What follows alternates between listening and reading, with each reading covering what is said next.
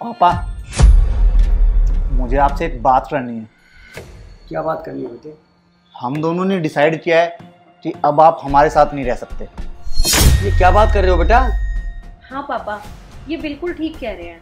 वो क्या है ना, आप पूरा दिन घर पे रहते हैं तो आपकी सेवा करनी पड़ती है। कभी आपको कुछ चाहिए होता है तो कभी कुछ।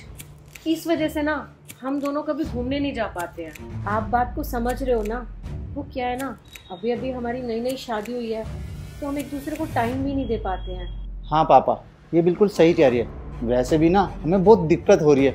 जब से हमारी शादी हुई है हमने एक दूसरे को टाइम देना ही छोड़ दिया है। पापा आप खुद ही देखो ना, जब से आप यहाँ हो ना तो हम पार्टी कर पा रहे हैं ना अपने फ्रेंड्स को टाइम दे पा रहे हैं। वैसे भी दीप्ति को आदत नहीं है घर का काम काज करने की।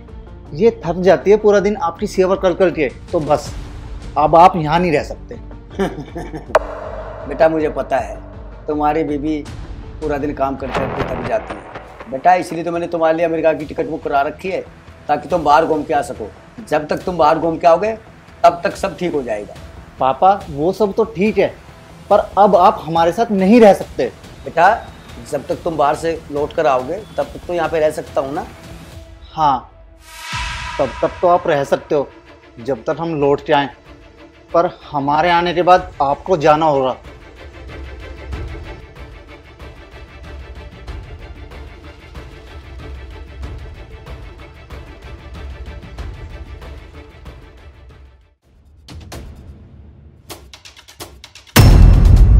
Thank you so much sir, thank you so much. All the very best. पापा ये क्या, आप हमारे घर की चाबी इनको क्यों दे रहे हो? हाँ पापा, वैसे भी अब ये घर हम दोनों का ही तो है। ठीक है अंकल, मैं चलता हूँ अब। ठीक है बेटा। शायद तुम बोल रहे हो ये घर मेरे नाम पे था बेटा, जिसे मैंने अभी इनको बेच दिया। तुम्हें मेरे साथ रहने में दिक्कत थी ना। अब ऐसा करो, तुम कोई और दूसरा मकान देखो। खरीद तो पाओगे नहीं, एक काम करो तुम रेंट पर ही ले लो। और सुनो बेटा, मैंने अपने लिए एक बड़ा सा बंगला खरीदा है जिसमें अपनी उम्र के दोस्तों के साथ मजे से रहूंगा। तुम्हें बहुत दिक्कत थी, मुझे तो ये उपाय सबसे अच्छा लगा। बाकी तुम अपना देख लो। पापा आप हमारे साथ ऐसा कैसे कर सकते हो? मैं तो आपका इकलौता बेटा हूं ना, और एक बाप अपने इकलौते बेटे के साथ ऐसा कैसे कर सकता है? शाबाश बेटा, अगर बेटा बाप के साथ ऐसा करे तो बिल्कुल ठीक, और बाप बेटे के साथ ऐसा करे तो वो गलत है। हमने तो अपने बुजुर्गों से यही सुना था कि घर के बड़े पेड़ के समान होते हैं जिनकी जड़ों को हमेशा सींचते रहना चाहिए, पर आजकल के बच्चे उन्हीं की जड़ों को काटने में लगे रहते हैं। बेटा तेरे को मुझसे दिक्कत थी ना, जब से तेरी माता का देहांत हुआ ना तब से मैंने भी ये सोचा था कि मैं अपने बहू और बेटे और पोता पोते के साथ आराम से रहूंगा, लेकिन नहीं, मैंने तो जो करना था ना वो कर दिया। बाकी तुम अपना देख लो। पापा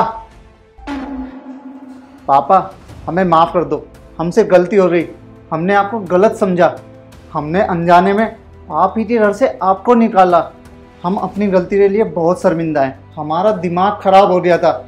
हमने ऐसा सोच भी कैसे लिया कि अपने पापा को घर से बाहर निकालेंगे। प्लीज़ पापा हमें माफ़ कर दीजिए, हमारी नादानी समझ के माफ़ कर दीजिए। अगर हम आपको घर से बाहर निकालेंगे तो हमारे फ्यूचर का क्या होगा? हमारा फ्यूचर कैसे बनेगा? प्लीज़ पापा हमें आपके प्यार और सहायता की बहुत ज़रूरत है। प्लीज़ पापा हमें माफ़ कर दो। मैं आपके आगे हाथ जोड़ के माफ़ी मांगता हूँ। हाँ पापा, ये बिल्कुल सही कह रहे हैं। हमसे जाने अनजाने में ना बहुत बड़ी गलती हो गई। प्लीज हमारी इस गलती को पहली और आखिरी गलती समझकर माफ कर दीजिए ना। और हाँ, वी प्रॉमिस कि हम आगे से ऐसा कुछ भी नहीं करेंगे। प्लीज पापा हमें माफ कर दीजिए। चलो बहुत अच्छा हो बेटा, तुम लोगों को अपनी गलती का एहसास तो हुआ। मुझे उम्मीद है कि तुम इस परिवार के इस पेड़ की जड़ों को नहीं काटोगे। अब तो मेरे साथ उस बगीचे में रह सकते हो। God bless you.